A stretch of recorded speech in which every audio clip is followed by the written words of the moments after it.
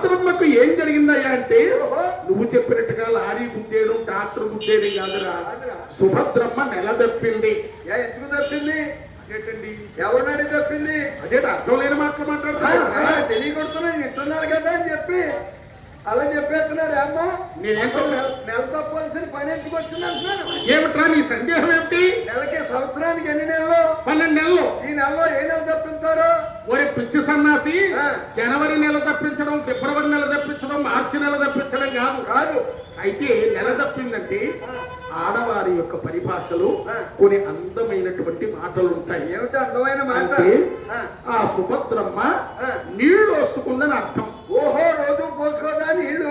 ఓరి పిచ్చి సన్నాసి, నీళ్లు వసుకోవడం అంటే స్నానం చేయడం అని కాదురా, గర్భవతి అయ్యిందని అర్థం. ఓహో, తల్లి కాబోతుందా? అని బాబు అలా చెబితే గానీ బుర్రకు అర్థం కాలేదు. అవును. అయితే నాయనా సుభద్రమ్మ నెలదప్పింది. అవును. నెలదప్పినటువంటి ఆ సుభద్రమ్మ దినదిన ప్రవర్ధమానమగుతూ ఏ విధంగా వర్ధిల్లుతుంది నాయనా? నెలతయ తాపీమణి నెలదప్పినాదా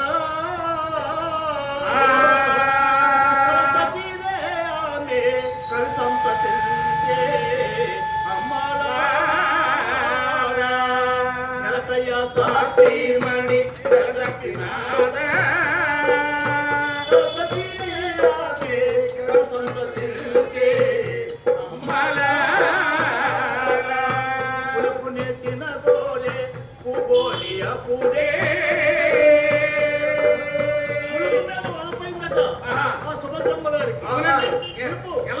మాయావుడి కూడా నెల తప్పితే రంపచోడవరం వెళ్ళి పురకథలకి వెళ్ళి చౌకగా ఉందని 10 కేజీలు చింతపండు చెప్తే, రంపచోడవరం నుంచి 10 కేజీలు చింతపండు తెచ్చావు మీ ఆవిడ నీళ్లు పోసుకున్నాక. తెస్తే 10 రోజుల్లో చీకేసింది. ఏంటి ఈ 10 కేజీల చింతపండు కూడా? మరి ఎంత అందంగా పుట్టాను అనుకున్నావు. పిల్లాడు ఎలా పుట్టాడు? 6 డబ్బాల నుంచి తీసుకుంటున్న పిల్లలు అంటే నీ పోలిక అన్నమాట, చింతపండు రంగులో పుట్టాడు. మరి చిన్న చింతపండు ఏమవుతుందండి? అలాంటి ఇల్లాలు కాదయ్యా ఆ సుభద్రమ్మ. ఏ నిమ్మ పండు, దానిమ్మ పండు, గజనిమ్మ పళ్ళు, పీసు పండు, అదేట్రా ఈ బుద్ధి పండు, పీసు పళ్ళు కాదు, కిస్మిస్ పళ్ళు. ఓహో, కిస్మిస్ పళ్ళు. ఈ బీదు పళ్ళు ఎవరు తిందరూ బొట్టు పెట్టుకుంటారు అంతేగాని. అయితే నాయన అలాంటి రకంగా సుభద్రమ్మ. అయితే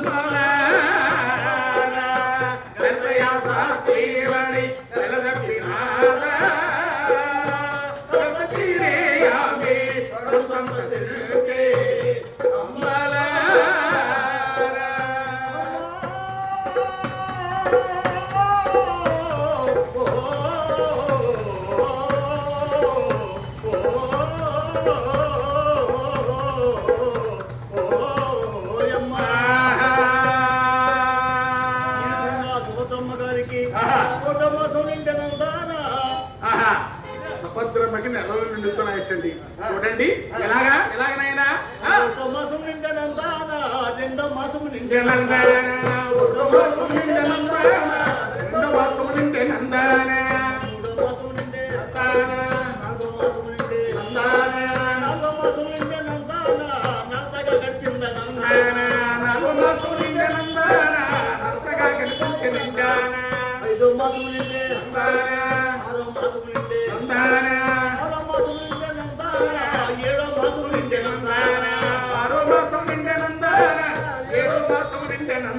ఈ విధంగా 7 మాసాలు వచ్చేసేటండి. 7 మాసాలు వచ్చేటప్పటి వరకు కూడా ఇంట్లో ఎవ్వరికీ తెలియలేదు. సుభద్రమ్మ నీళ్లు వస్తుందనేటువంటి సంగతి ముందుగా ఎవరికి తెలిసిందండి? మా ఇంట్లో వస్తే నాకే తెలుస్తుంది. అంటే మీ ఆవిడ నీళ్ళు వస్తుంటే నీకే తెలుస్తుందా? తెలుస్తుంది. ఆహా, నీకే తెలుస్తుందా? మరి మీ అమ్మగారికి తెలియదా? మా అమ్మగారా? ఆ, మా అమ్మగారికి మా ఆవిడకి రోజు కరాటే ఫైటింగ్. ఆ, మీ అమ్మకి మీ ఆవిడకి అసలు పడదనమాట. పడదు. ఆ, ఇక మా వదిన గారు. ఇద్దరు తీర్చులాడుకుంటూనే ఉంటారు. అవును. ఆ, మరి ఇక మా వదిన గారు ఆ, ఆ ఇంటి మీద కాకి ఈ ఇంటి మీద, ఆ. ఈ ఇంటి మీద కాకి ఆ ఇంటి మీద వాడటానికి లేదు. అబ్బా అంత విరోధంగా ఉంటారు. ఒకవేళ వాలిందే అనుకో, ఆ. అది బతికే బతుకుందో. అబ్బా అంత ఐకమత్యమైన కుటుంబం. అలాగా. అందు గురించి నాకే తెలుస్తుంది. అయితే అలా కాదు నాయన. ఆ. ఆ రోజుల్లో ఆ, ఎవరైనా ఇంటి కోడలు నీళ్లు పోసుకున్నట్లయితే అయితే ముందుగా అత్తగారికి తెలుస్తుంది. అవును. అత్తగారంటే ఆ. మరి సుభద్రమ్మ నెలదప్పింది కదా, అవును. అంటే నీళ్లు పోసుకుంది కదా. అవును. ముందుగా తన అత్తగారి అయినటువంటి కుంతీదేవికి తెలిసిందటండి. తెలిసింది. కుంతీదేవి చాలా ఆనందపడ్డది. అయ్యయ్యో. వంశానికి వారసుడు జన్మించబోతున్నాడు. అవును. మనం చాలా ఆనందించదగినటువంటి విషయం. విషయం. సుభద్రమ్మ నెలదప్పింది, ఆ, మన వంశానికి వారసుండకపోతుంది అవును. అనే ఆనంద పరవశంతో తేలియాడిపోతుంది ఆ యొక్క ఆ. కుంతీ మాత. అవును. అయితే ఆ, ఒక రోజున ఆ. తన కుమారుడైనటువంటి అర్జునుని చేరపిలిచింది. పిలిచింది. నాయనా, ఆ, నీ భార్య నెలదప్పిందయ్యా. ఎంత పని చేసావురా? చూడు నాయనా, ఆ. నీ భార్య నిలదప్పింది. ఆ. చూడు నాయనా ఆ. అని విధంగా చెప్తుంది. ఏ విధంగా? ఆ. అయితే ఆ.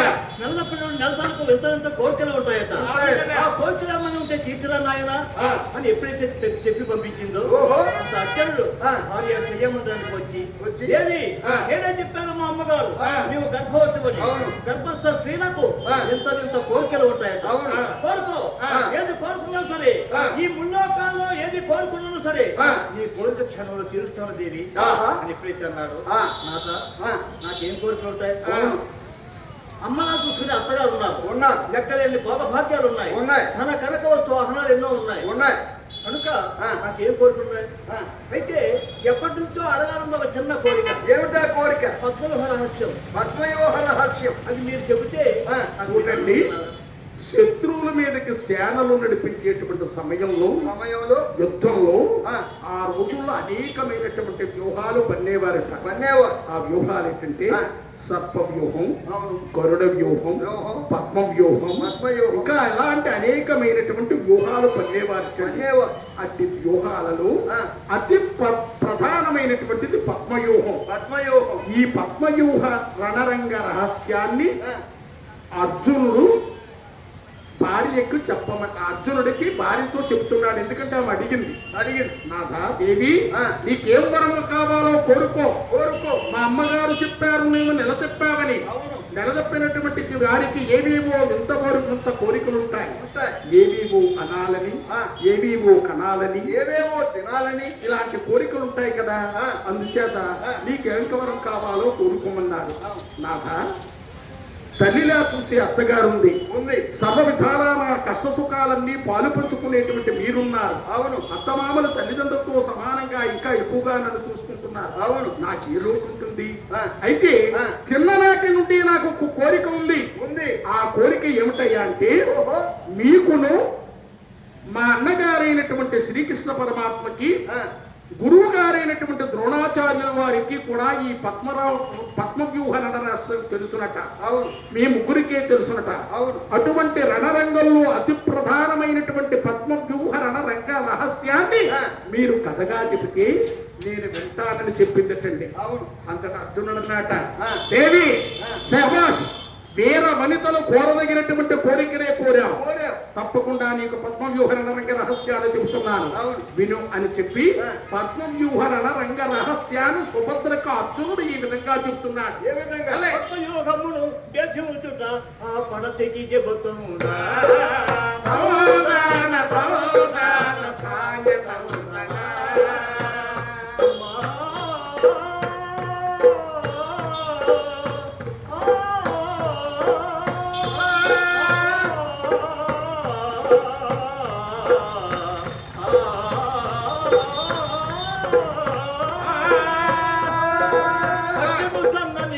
సుభద్రకు పతి మాటలు మరచి తౌదాన తౌదాన తాయ తౌదన.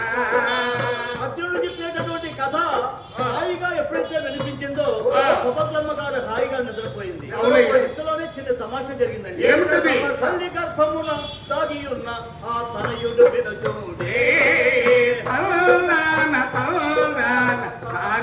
తందనా తల్లి బోలే ఆ బాలుడు మెల్లగా ఊకొట్టుతుంటే ఉంటే తందన తందన తానే తందనా సుభద్ర గర్భంలో ఉన్నటువంటి శిశువు తండ్రి గారు చెప్పేటటువంటి కథను ఒకటి ఒకడితా నువ్వు ఒకడితా ఏంట్రా ఓ తక్కువ చేస్తున్నాడు ఇద్దరు ఇంకా భూమి మీద పడలేదు పుట్టలేదు కడుపులో ఉండి ఓ ఓ ఓ అంటున్నాడా ఇప్పుడు పుట్టిన కుర్రవాడు అలా భూమి మీద పడగానే క్షమని అరవా ఆహా ఒకవేళ అరలేదనుకో నలుగురు మాజీతాలను చుట్టూ చేరి నీళ్ళు ముఖం మీద గట్టిగా చిమ్ముతారు అప్పటికి ఏడలేదనుకో ఏడవలేదనుకో అప్పటికి ఏడకపోతే ఒక గిల్లు గిల్లుతారు ఒక గిల్లు గిల్లుతారు అప్పటికి వెళ్ళలేదనుకో అప్పటికి ఆడకపోతే తలకాయ కిందకి కాలికి పైకి ఎత్తి రెండు ఊపులు ఊపుతారు అలా ఊపుతారు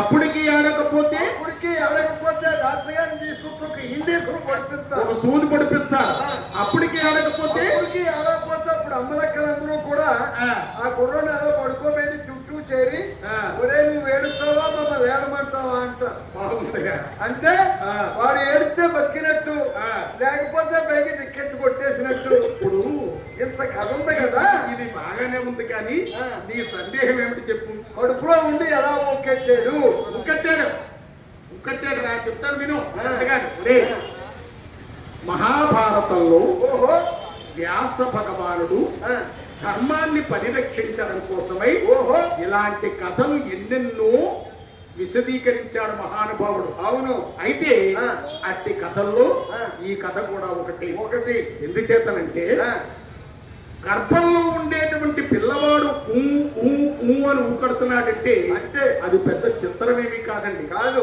ఈనాడు మానవుడు చాలా విజ్ఞానాన్ని సంపాదించాడు. అవును, ఆకాశంలో పక్షి ఎగురుతుందని చెప్పి పక్షిలా తనకెందుకు రెక్కలీయలేదని దేవునిపై ఎలిగినటువంటి మానవుడు విమానం అనేటువంటి ప్రయాణ సాధనాన్ని కనిపెట్టి పక్షి కంటే వేగంగాను ఎత్తుగాను గాలిలో ప్రయాణం చేస్తున్నాడు.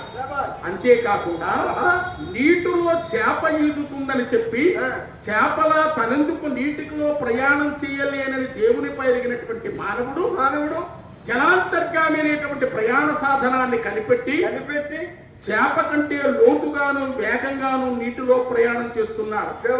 అంతటితో ఊరుకున్నాడా? శుక్రగ్రహంలో ఏముందో చూచి వచ్చాడు. అంగారక గ్రహంలో ఏముందో అన్వేషిస్తున్నాడు. అవును, ఎంతో చంద్రమండలంలో ఉండేటువంటి మట్టిని తీసుకొచ్చి అందులో ఏముందో పరీక్ష చేస్తున్నాడు. అవును, అంతటితో ఊరుకున్నాడా ఈ మానవుడు? శుక్రగ్రహంలో ఏముందో చూచి వచ్చాడు. అంగారక గ్రహంలో ఏముందో అన్వేషిస్తున్నాడు. అవును, అయితే పెద్దలారా, ఇన్ని గ్రహాలను ఛేదించుకోలేనటువంటి మానవుడు ఒక్క శని గ్రహాన్నే ఛేదించుకోలేదు. దానికి ఒక ఉపగ్రహాన్ని భగవంతుని యొక్క అనుగ్రహాన్ని పొందలేకపోతున్నాడు. అవును, చూసారటండి, 84 లక్షల జీవరాశులలో మానవ జన్మ చాలా ఉత్తమోత్తమమైన దాని ముందే చెప్పుకున్నాం. చాలా పవిత్రమైనటువంటి. చూడండి, మరి ఇక్కడ ధనుర్మాస ఉత్సవాలు జరుగుతున్నాయి.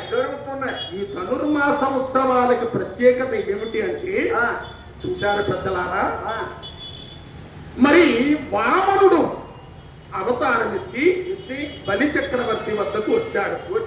బలి చక్రవర్తి అంటే ధర్మాన్ని 4 పాదములా నడిపించినటువంటి మహానుభావుడు, ధర్మాన్ని అతిక్రమించినటువంటి మహానుభావుడు. రాక్షస కులంలో పుట్టాడు బలి చక్రవర్తి. అయితే బలి చక్రవర్తి దేహి అన్నటువంటి వారికి నాహి అనకుండా దాన ధర్మాలు చేస్తున్నాడు. ధర్మదేవతను 4 పాదములుగా నడిపిస్తున్నాడు. మన ధర్మరాజు గారు నడిపించినట్లుగా అట్టి ధర్మాన్ని నిలబెడుతూ ప్రజారచకంగా రాజ్య పరిపాలన కావిస్తుంటే ఈ దేవతలందరూ కూడా అసూయపడిపోయారటండి. దేవతలందరూ అసూయపడిపోయి శ్రీమన్నారాయణుడి వద్దకు వెళ్ళి నారాయణ, దేవకులంలో కూడా చేయనటువంటి ధర్మ కార్యాలు పుణ్యకార్యాలు మరి ఆయన చేస్తున్నాడు. అందుచేత మీరు ఎలాగైనా సరే బలి చక్రవర్తిని మట్టు పెట్టాలి అని అడిగారటండి. అయితే శ్రీమన్నారాయణుడు అంగీకరించి వామన రూపుడై వచ్చి బలి చక్రవర్తిని 3 అడుగులు స్థానం అడగడం జరిగిందండి. 3 అడుగులు నేలని అడిగాడు. అయితే ఎన్నో దాన ధర్మాలు చేసినటువంటి మహానుభావుడు బలి చక్రవర్తికి ఆ. 3 అడుగుల దానం కూడా పెద్ద విశేషమని ఆలోచించి తప్పకుండా ఇస్తానని వాగ్దానం చేశాడు. అవును. అందుచేతనే ఆ. మరి వామన శ్రీమన్ నారాయణుడు వామనుడుగా వచ్చి ఒట్టివాడి వచ్చి 3 అడుగులు దానమిమ్మని అడిగాడు. సరే అన్నాడు బలి చక్రవర్తి. ఈ భూ ప్రపంచాన్నంతటికీ కూడా ఒక పాదంతో మూసివేశాడు. 2వ పాదాన్ని ఆకాశంతో మూసివేశాడు. 3వ పాదం ఎక్కడ పెట్టమంటావని అడిగాడు. నా నెత్తి మీద పెట్టు మహానుభావ అన్నాడు. ఆ యొక్క బలి చక్రవర్తిని వామనుడు 3వ పాదంతో పాతాళానికి తొక్కివేయడం జరిగింది. మనం చూడలేం కానీ పాతాళంలో కూడా ధర్మం దాన ధర్మాలన్నీ కూడా చక్కగా సాగుతాయటండి. 14 లోకాలు అతల వితల సుతల రసాతల తలాతల మహాతల భూతలాది 14 భువనాలలో సురాసురయక్ష ఇలాంటి ఎన్ని కూడా పూర్వలోకాలు పవలోకాలు కూడా అన్ని మహావైభవంగా వెళుతున్నాడు. ఆ యొక్క బలి చక్రవర్తి అంధకారానికి లోపలికి వెళ్ళి చూసారటండి. అంత పుణ్యమైనటువంటి జన్మ దొరికింది కనుక బలి చక్రవర్తి పరిపాలించినటువంటి సంవత్సరాలన్నీ కూడా అత్యంత శోభాయమానంగా జరిపాయి కనుక మరి వారు యొక్క ఈ యొక్క ధర్మాన్నంతా కూడా 4 పాదములా నడిపించాలనేటువంటి ధర్మ బుద్ధితో మరి ఈ ధనుర్మాస ఉత్సవాలు కార్యకర్తలు జరిపిస్తున్నారు. ఈ ధనస్సులో ధర్మం ఉంటుంది. చూసారండి, హరిదాసులు అందరూ కూడా ఇంటింటికి వచ్చి దానాన్ని యాచిస్తారు. మిగతా రోజుల్లో ఎవరు ఇప్పుడు యాచించేవాడు ఎవరు లేరనుకోండి. అంటే రంగబలులతో సకల శుభాలు కలగాలని ఇంటి దేవతలందరూ కూడా ఇల్లాలందరూ కూడా ముగ్గులు వేస్తారు. ఇలాంటి పవిత్రమైనటువంటి కార్యక్రమాలు ధర్మానికి పనికొచ్చే కార్యక్రమాలు ఈ ధనుర్మాసంలోనే జరుగుతుంటది. మరి వందలాది మంది కళాకారులను ఈ వేదిక మీదకు తీసుకొచ్చి కళా పోషకులైనటువంటి మహనీయులందరూ కూడా కళలను ప్రోత్సహింపజేయాలనేటువంటి ఉద్దేశంతో అలాంటి కళాకారులకు అవకాశాలు ఇస్తున్నారండి. ఎంత ఆనందకరమైన విషయాలండి. ఏనాడో కృతయుగంలో జరిగినటువంటి చరిత్రను ఇప్పుడు మనం గుర్తుకు తెచ్చుకున్నాం. ధర్మమంతా ఇక్కడ ఉందండి. చూడండి, మీరు ఎన్నో కొన్ని వేల సంవత్సరాలు పుణ్యం చేసి స్వర్గానికి వెళ్ళి అక్కడ స్వర్గ సుఖాలు అనుభవించి మానవునిగా జన్మించి ఇటువంటి పుణ్య ప్రదేశానికి మీరందరూ కూడా రావడం జరిగింది. ఇక్కడ ఉన్నటువంటి వారందరూ కూడా 10,000 అశ్వమేధ యాగాలు చేసినటువంటి పుణ్యాన్ని పొందుతున్నారు. పెద్దలారా, మీరందరూ కూడా ఇటువంటి ధర్మాన్ని ధర్మ దేవతను ఆచరింపజేసేటువంటి ప్రదేశంలో మీరు 1 గంట కూర్చున్నట్లయితే కొన్ని లక్షల సంవత్సరాలు నిత్యదానం చేసినటువంటి పుణ్యం కలుగుతుంది. అంతటి శుభాన్ని భగవంతుడు మనకి ఇక్కడ అందజేశాడు. ఇటువంటి పవిత్రమైనటువంటి ఈ ప్రదేశంలో ఒకసారి ఆ భగవాను గురించి ఒక పాట పాడుకుందాం. అలాగే. ఓ వెంకటరమణ శ్రీరమణ దయతో మముగా ఉమా, దయతో మముగా ఉమా. ఓ వెంకటరమణ శ్రీరమణ దయతో మముగా ఉమా, దయతో మముగా ఉమా. నీ పద సేవ మనువను దేవ పరణయ మాకు పరణయ మాకు. నీ పద సేవ మనువను దేవ కపటము మాకు జయకు దేవ పరియోతును దత నీ నామమెగా పరియోతును దత నీ నామమెగా పరియోతును నీ శరణనాథుడా. ఓ వెంకటరమణ శ్రీరమణ దయతో మముగా ఉమా, దయతో మముగా ఉమా.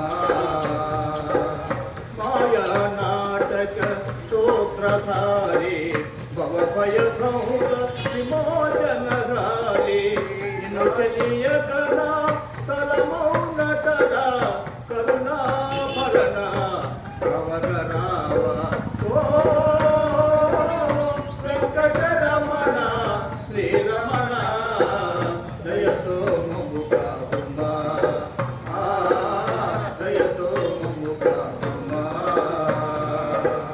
భోగ భాగ్యములు కోరను దేవ నీ ప్రేమయద జన్మము దేవా.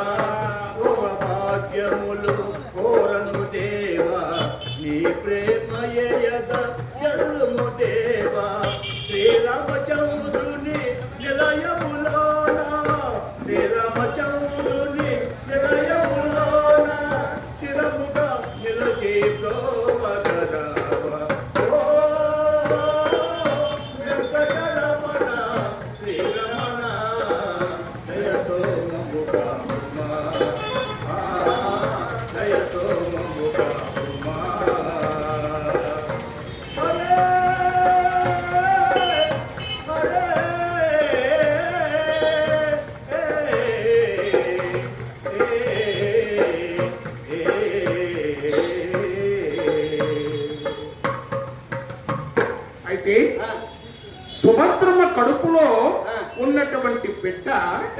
ఊ ఊ ఊ అని ఉక్కడుతున్నాడు కదా. అవును. దీనికి ఒక చక్కటి కథ ఉంది. ఏమిటా కదా? ఆ కథ ఏమిటయ్యా అంటే, ఓహో, అహిలోచనుడైనటువంటి రాక్షసుడు రాక్షసుడు. సుభద్ర గర్భంలోకి ప్రవేశించాడు.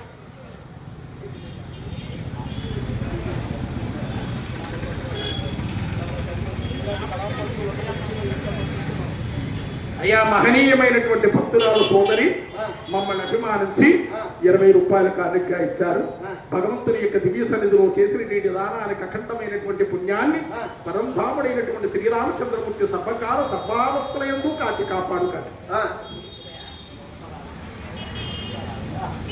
ముఖసాల ఆదినారాయణ గారు సాక్షాత్తు ఆ శ్రీమన్నారాయణుడి యొక్క పవిత్ర నామధేయం కలిగినటువంటి ఆదినారాయణ గారు కళాకారుని ఆశీర్వదించాలి, కళాకారులను సత్కరించాలి, కళాకారునికి పట్టని మెతుకులు పెట్టాలి, కళాకారుడు రామకృష్ణాన్ని గొంతెత్తి గానం చేసిన చోట మంచి జరుగుతుందనేటువంటి ఉద్దేశంతో మమ్మల్ని అభిమానించి ఆదినారాయణ గారు 200 రూపాయలు కానుకగా ఇచ్చారు.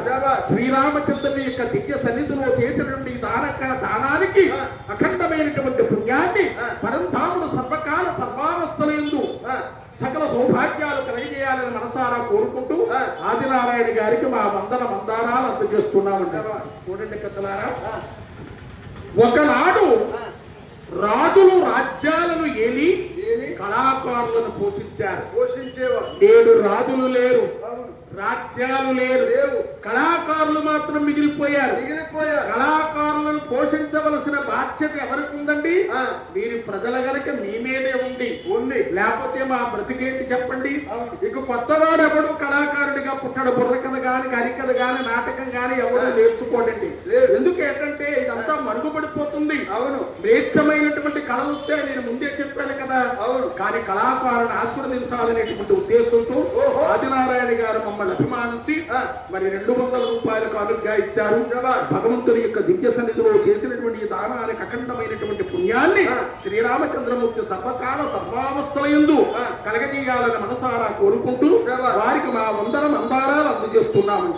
అయ్యా, అయితే అహిలోచనుడు అనేటువంటి రాక్షసుడు అయితే శ్రీకృష్ణ పరమాత్మ తనపై ఎదురు తిరిగినటువంటి జరాసంధుని యొక్క కుమారుడు జరాసంధుని శ్రీకృష్ణ పరమాత్మ సంహరించాడనేటువంటి ఉద్దేశంతో తన తండ్రిని చంపినటువంటి వాడిని తను చంపాలనేటువంటి ఉద్దేశంతో బ్రహ్మను గూర్చి ఘోరమైనటువంటి తపస్సు చేశాడు అహిలోచనుడు. బ్రహ్మగారు ప్రత్యక్షమయ్యాడు.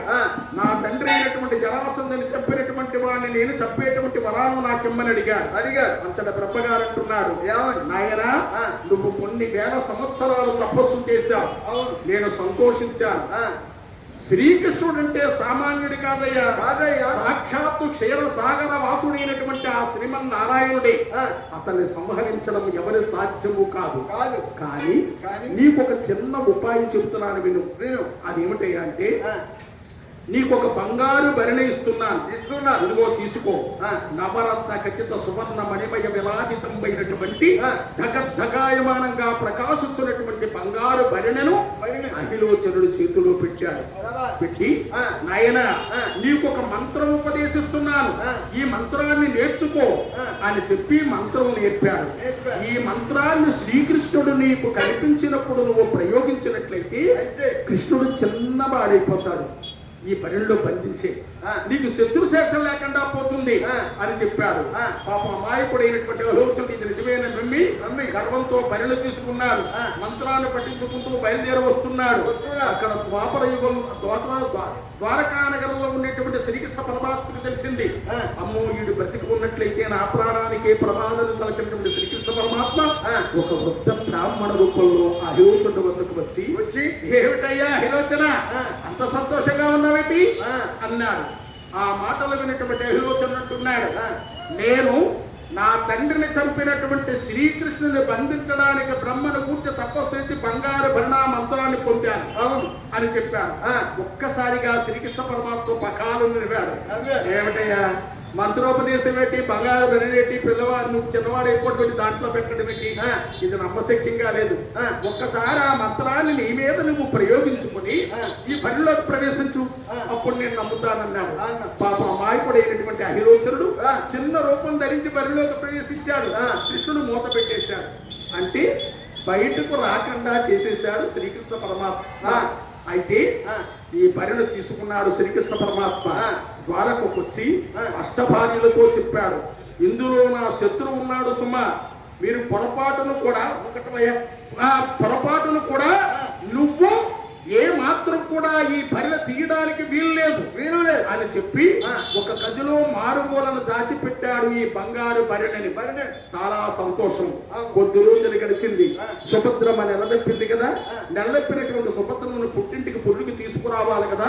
బలరామకృష్ణులు ఇద్దరు కూడా వెళ్ళి ఆ సుభద్రమ్మను ద్వారకకు తీసుకొచ్చారు. వదినలందరితో చక్కగా మసులుతుంది. ఒక రోజున శ్రీకృష్ణ పరమాత్మ బంగారు బరిణ దాచినటువంటి గదిలోకి ప్రవేశించింది సుభద్రమ్మ. అవును, నవరత్న కాంతులతో ధగాయమానంగా దేదీప్యమానంగా వెలిగిపోతుంది ఆ బరిణ. ఇందులో ఏముందో చూడాలని కుతూహలం కలిగింది. అక్కడికి వెళ్ళి ఒక్కసారిగా బరిణ తెరిచింది. అందులో సూక్ష్మ రూపంలో ఉండేటువంటి అహిలోచుడు సుమ్మని మీదకి వచ్చాడు. అని నోరు తెరిచింది. ఒక్కసారిగా నోటిలోకి ప్రవేశించి కడుపులో ఉన్నటువంటి పిండాన్ని ఆవహించాడు ఈ హక్కులోచనుడు. వాడే ఉమ్మని కడుతున్నాడు. ఆహా, ఇంత కథ ఉందా? మరి కాదట్రా. అవును. అయితే ఇంత కథ ఉందా అని ఒక్క మాట చెప్తే సరిపోతారైనా. ఇలాంటి కార్యక్రమాలకి మరి ధర్మాన్ని ప్రబోధించడం కోసం వ్యాస భగవానుడు అనేకమైనటువంటి కథలు భారతంలో రూపొందించడం జరిగింది. సరేనాయనా. అయితే సుభద్రమ్మ పుట్టింటికి వచ్చింది. అయితే నాయనా మాసాలు గడుస్తున్నాయి, దినదిన ప్రవర్ధమానవుతుంది. కడుపులో ఉండేటువంటి పిల్లవాడు దినదిన ప్రవర్ధమానం ఎదుగుతున్నాడు. నాయన దేవుళ్ళ మహిమలేమో వరదనకు గర్భమే కుదురుకొనగా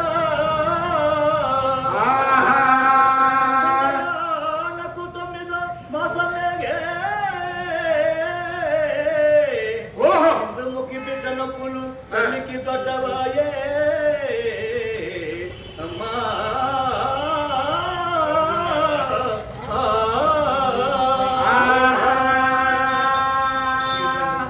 పూలధికం వాయే నమ్మా ఓయమ్మ నేనిప్పుడే తాళనమ్మ ఓయమ్మ పూలెక్కు వాయే నమ్మ ఓయమ్మ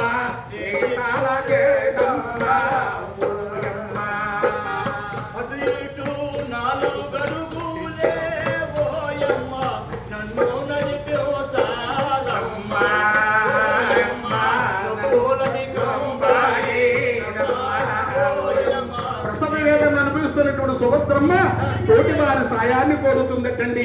అయితే ఇది బిడ్డల కన్నటువంటి ప్రతి తల్లికి కూడా తెలుసున్నటువంటి విషయమేనండి. ఎంతో మంది పిల్లల కన్నపడినటువంటి ప్రసవేదన ప్రతి తల్లికి కూడా సహజమే. బిడ్డల కోసం ఎంతో తంటాల పడుతున్నటువంటి ఆ యొక్క సుభద్రమ్మ ఇన్ని బాధలు పడుతుందా అయ్యా?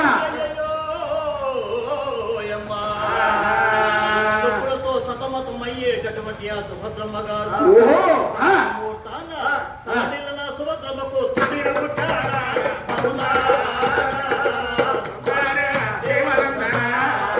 తల్లిదండ్రి కూడా తోటి బంధువుల పనుల కొడురాయే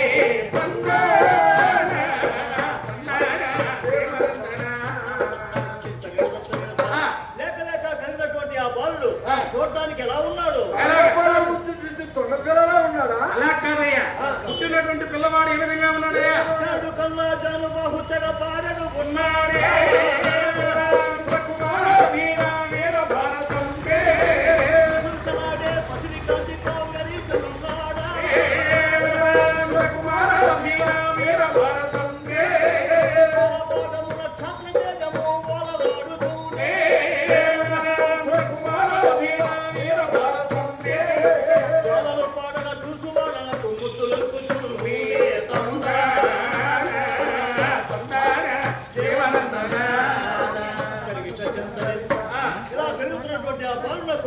అక్షరాభ్యాసం చేస్తున్నారు. అయితే నాయన రాజపుత్రులకు లాంఛనాలను పచ్చల బాకులు పుట్టిన టోపీలు ఆట వస్తువులు అక్కడ పెట్టి అభిమన్యుకు వాడిని విడిచిపెట్టారు. పిల్లవాడిని విడిచిపెట్టారు. చంద్రబాబు రెడ్డి ఏం చేశాడో తెలుసా? ఏం చేశాడు? అమ్మయ్యో నా అభిమన్యు కుమారుడు ఏం చేస్తాడు అని సుభద్రార్జునుడు చూస్తున్నారు. నా మేనల్లుడు ఏం చేస్తాడా అని బలరామకృష్ణుడు చూస్తున్నారు. చూస్తూ ఉండగా దేవుతో పాపుతూ వెళ్తూ గుడి గుడి నరకలతో చిన్నప్పుడు చేస్తూ చంద్రబాబు రెడ్డి ఏం చేశాడు తెలుసా? తరుణ గతిని తీశారా? కింద మీద ఉన్న ఆశిస్తారా? మమ్మకు నమస్కరించారా? మాతకు పంపనమ్మన్నారా? అమ్మ భళాయని ఎత్తరు గతికి తరుణ నిమ్మారు మురిసి మురిసి ముద్దాడారే ముద్దుగా ఎత్తుకు గిల్లారే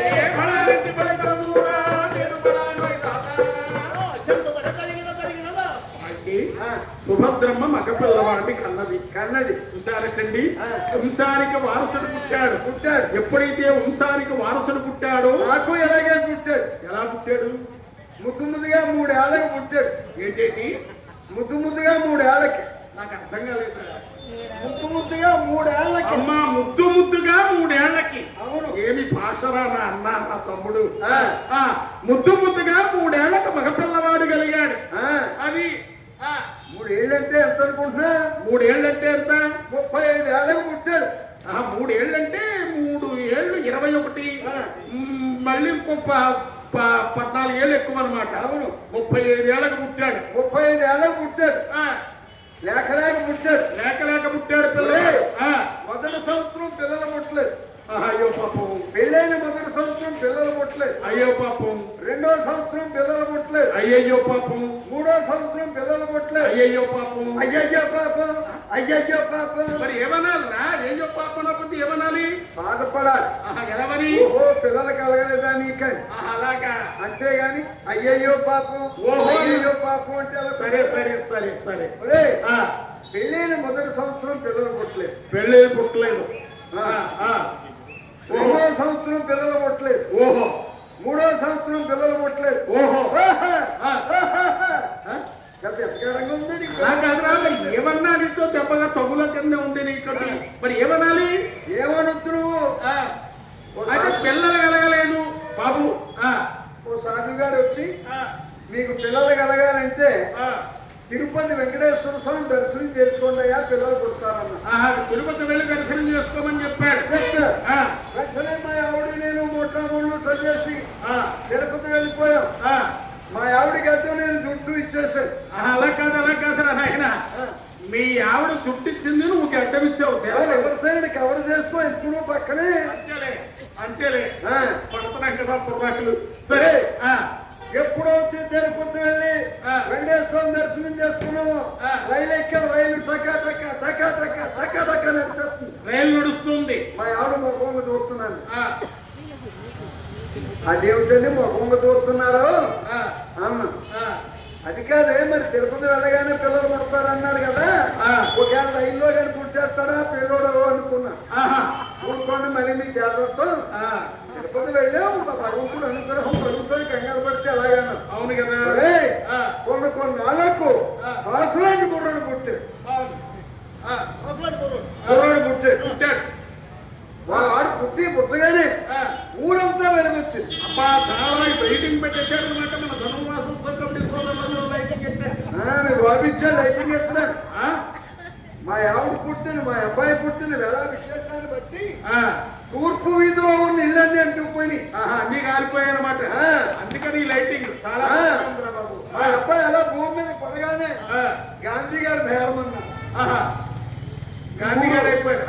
ఈ ఊరు కలకల్లాడుతుంది. మా అబ్బాయిని ఇక్కడ తీసుకురా. గుడివాడ వాస్తవ్యులు చాలా సుఖ సంతోషాలతో ఉన్నారు.